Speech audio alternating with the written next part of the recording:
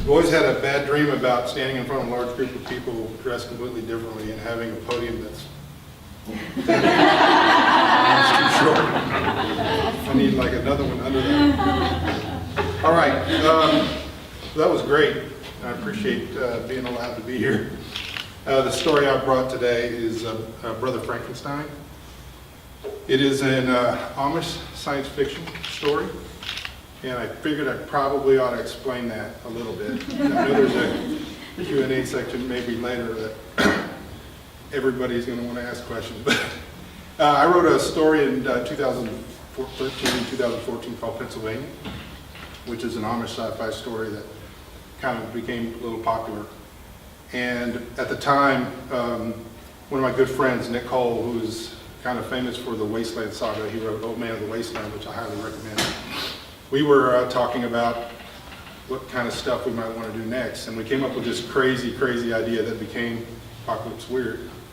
And we both put together, they were making a decision on if they wanted to take on this very, what could be a very expensive project. After some time, they finally got back to us and said they really liked it, but they would have to actually start a whole new company just to do that, and they weren't going to do that. And we didn't believe them, so we were a little bit upset and cynical about the whole thing. So in a conversation with Nick, I said, well, what do they want? And just about at that time, the guy who had made the final decision, we were following him on Twitter, and he posted on Twitter and he said, I want more dinosaur robots. And so we were having our commiseration. I said, they want dinosaur robots. And Nick emailed me one sentence, and it was Amish robot Frankenstein. And it was a joke, and we started joking back and forth. And at for a moment, I thought there's something actually there that I wouldn't mind writing that might be interesting, that's a little bit more deep and not as, but it started off as authors being upset about the shallowness of the business. And so Brother Frankenstein, and by the way, this title's been changed. There's only 9 of these books left. We're changed it to Brother Frank. We didn't realize, and I have to tell you this before I read, that people don't like Frankenstein. I didn't know that. I didn't know that's a thing, that people just, it's like every movie in the last 20 years they've come out with that has the word Frankenstein in it has been a complete flop. I didn't even know that, so and it's nothing, there's nothing in this book about Frankenstein. It was a metaphor from the very beginning. So we're going to change, the new title is Brother Frank. The guy, the young Amish boy's named Frank. The story is about a doctor who's a mostly sociopathic, selfish man who works for DARPA and the robotics, military robotics. And on the side, for tax reasons, he does pro bono work among the Amish. And the only thing he's ever loved outside of himself is he falls in love with this 11-year-old Amish boy who is autistic. And he learns that the autistic boy is dying of a condition that's quite common in the Ohio Amish, which is disproportionate dwarfism. And so he steals his project and implants the brain and the heart of the Amish boy into this robot, which just happens to be the most deadly weapon in the world. That's what I'm going to read from. And it's really low down here, so I'm going to have to, I don't think there are glasses that'll work on this. All right, and so the other reason I asked to go last is I've traveled all over the world, I've spoken everywhere, and I have never read in front of adults that I know of. So I wanted to go last because I had no idea. It's never happened. No one's ever asked me to. Well, there you go. Yeah, probably a reason for this. All right, so I'm starting at the beginning because I didn't know what you're supposed to do. Back then, little Frank Miller held my heart in his hands, but now it's the other way around. When the Millers first brought their boy, all stunted and crooked, into my clinic in Cleveland, I knew he wasn't long for this world. A year, maybe more. I was almost exactly right. What can I say? Bad things happen, even to the Amish. The clinic was a pro bono service I provided to Amish families who either could not afford, would not use, or found no help from the traditional medical system.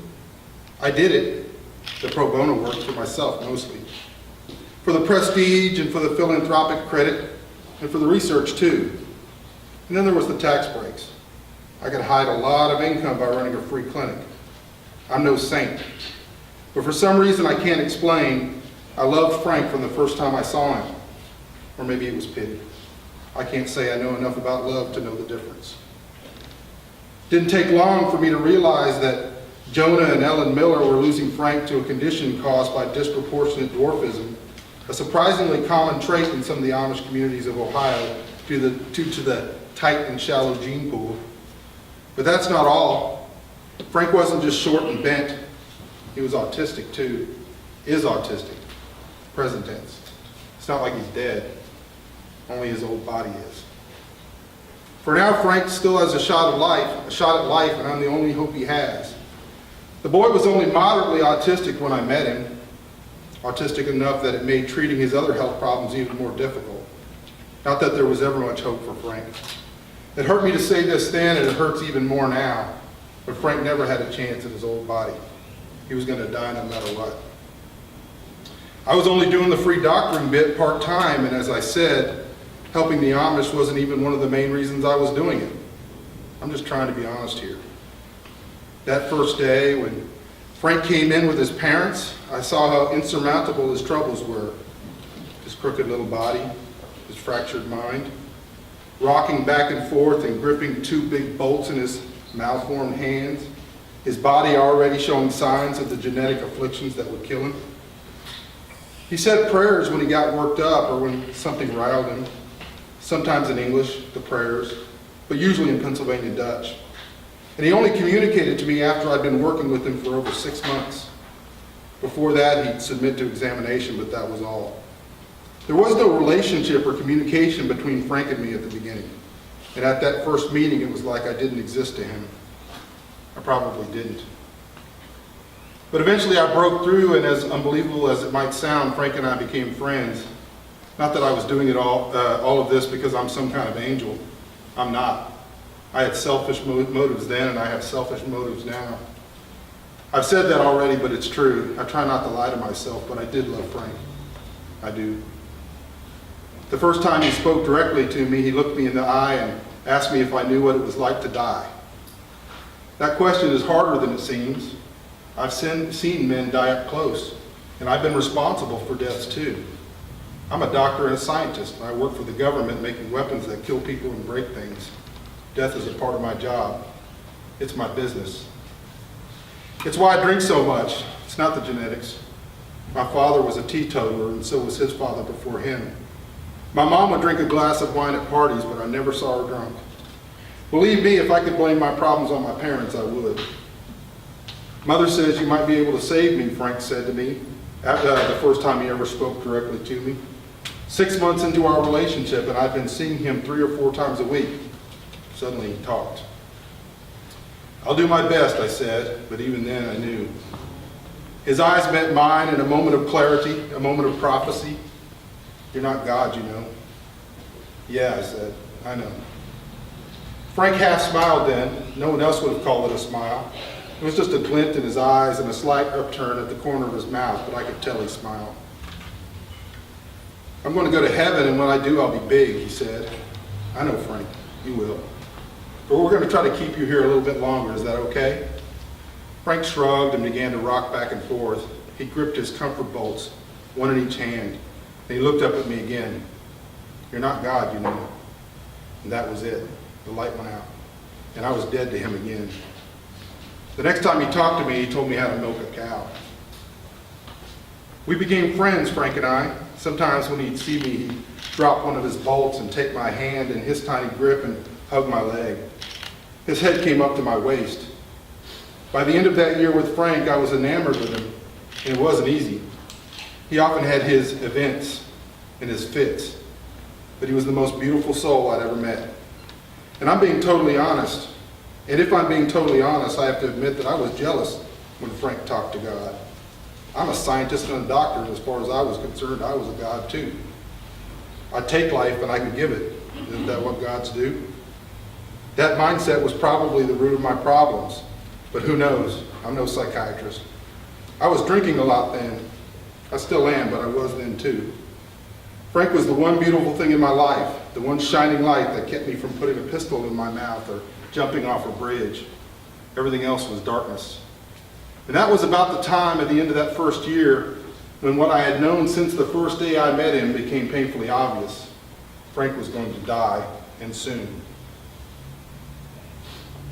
A heart and a mind aren't all that make us human, but they're a good start. Oh, we're made of the incorporeal stuff too. Thoughts, feelings, personality, envy, compassion, anger. A jazz man once said that pain, sorrow, and love are all that a man really has. I'm not sure that's true. Not that I know much about love. I'm just a scientist. I deal with facts and data. Those other things are out of my purview. And now I hold a human heart in my hands. It isn't the first time, but it's almost certain to be the last. Because in every sense but one, what I'm doing is wrong, unambiguously wrong. There has been no consent for what is about to take place. The boy, Frank, would never have understood even if I'd asked. And the parents, well, they believe their son is dead and gone, as does everyone else in this room. But I'm saving a life, so there's that. I placed Frank's still warm heart into the chest cavity of the Hadroid robot, then stepped back to let my medical team go to work. They'll perform the actual procedure. I'll observe and supervise. That's my official duty and obligation. But as I nod my permission for the team to begin the process, the whole world isn't big enough to contain the fear that flows over me like a baptism. A humanoid adapted droid. That's what Frank is. That's what he's becoming. He will live again, though for how long, there's no telling. You see, Frank is the second patient to undergo the Hadroid procedure, and it would be an understatement to say that the first transplant didn't end well. The last time we tried this, the donor's brain and abbreviated cardiovascular system, which initially appeared to have been successfully transplanted, ceased to function within days of operation. Ceased to function. That's how you say the organs died. The human died. A soul left this plane of existence. That's how you say it when you want to avoid the reality of what happened. And I've embraced that terminology because I drink a lot and I don't deal well with my problems. But it's all tougher this time, since this time I know the organ donor and I know his family, since the donor is someone I love. That first procedure half a year ago, rushed in order to meet a DARPA funding deadline, is still fresh in my mind as I watch Clarence and William suturing Frank's heart to the engineered arteries, a hybrid of polymer support structures and human tissue grown in a lab, and the mechanical interfaces that will eventually provide it with sustenance and power. It's a long, complicated, and painstaking procedure.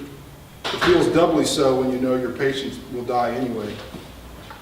Naturally, the functionaries in charge of DARPA were unconcerned with the fact that a real, living, functioning human heart and brain had died, or with the fact that the death had been a direct result of their meaningless and arbitrary bureaucratic deadlines, which had led to an accelerated schedule for the first transplant attempt, or should I call it animation attempt.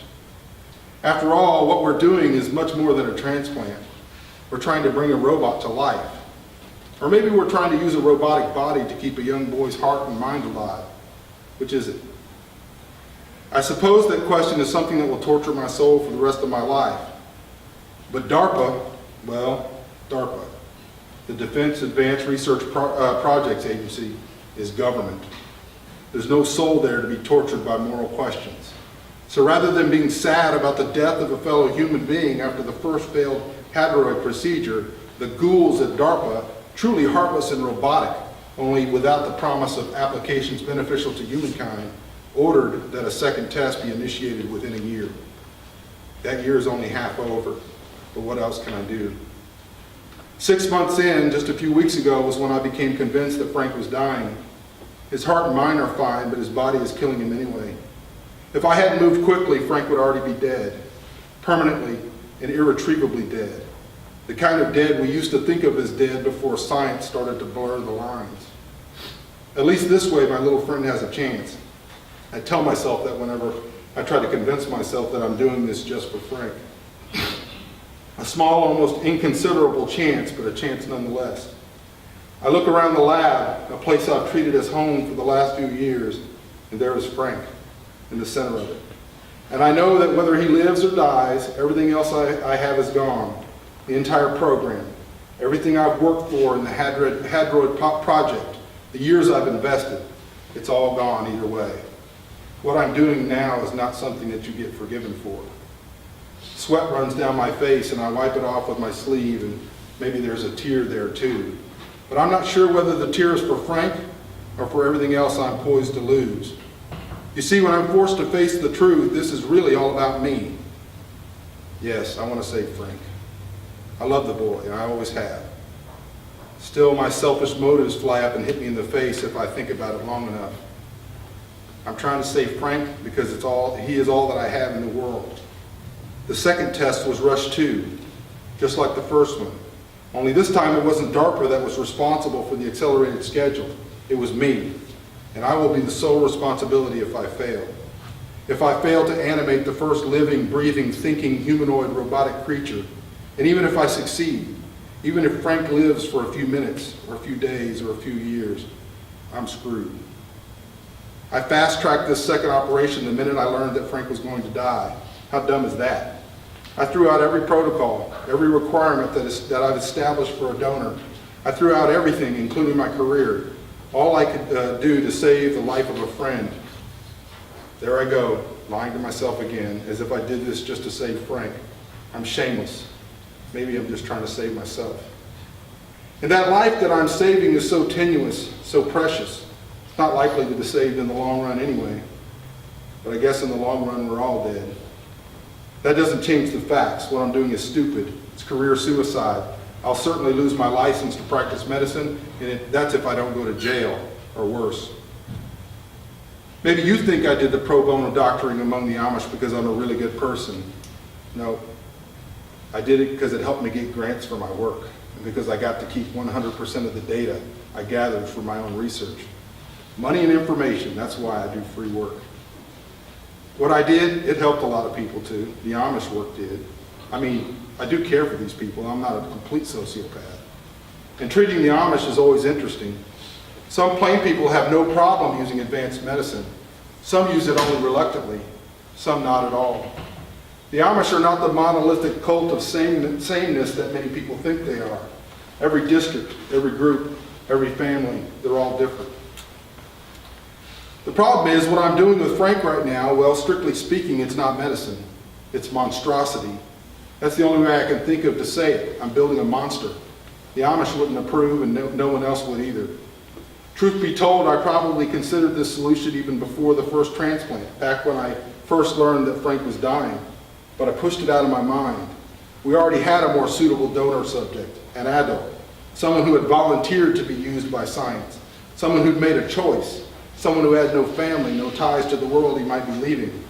Yet even as I was performing that first transplant, Frank was on my mind. Here I thought, as I looked down at the hadroid, if it could be made to work, is the perfect body transplant for a sparkling, beautiful soul like Frank. I'm schizo about this. It only fully makes sense when I'm really drunk at night. But a remnant of why I'm doing this stays with me in the morning, a notion. But it has something to do with this. I really want to save Frank to save myself, because I seem to have the need to save something. I don't have it all figured out. I don't know what unseen force compelled me to try and save Frank. Pride, delusion, a God complex, the need for power over life and death. Maybe all of that. Yeah, all of it. Frank was dying because of a simple and sad reality.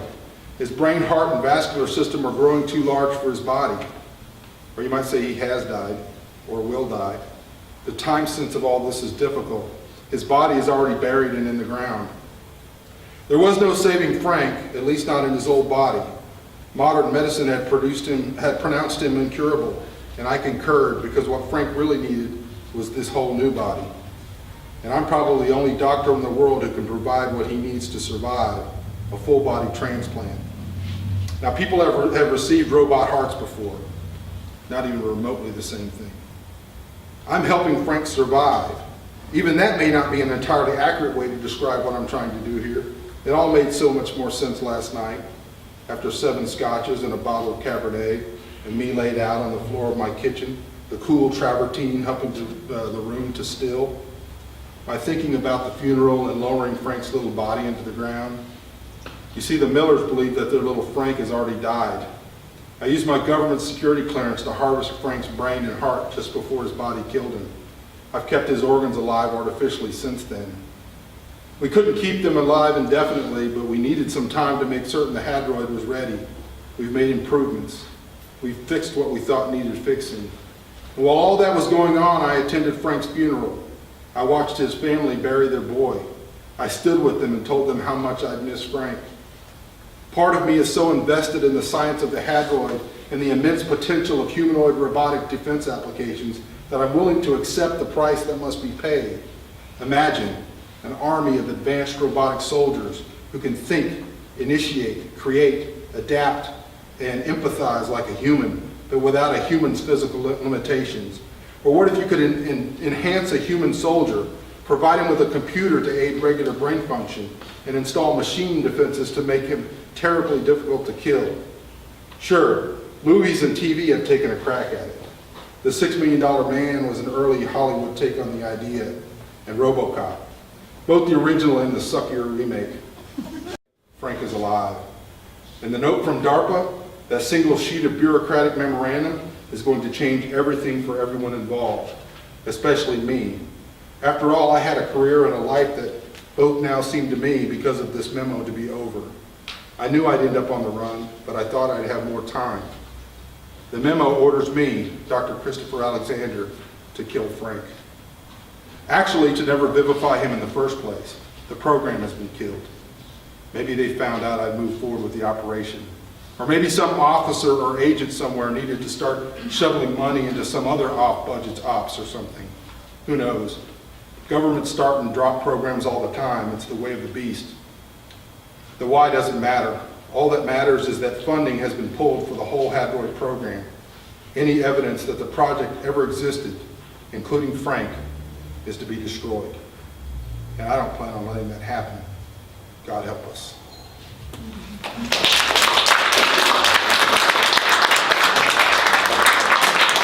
Okay, so we'll have a few minutes if the four authors want to come up here and just, any questions about their books, their process?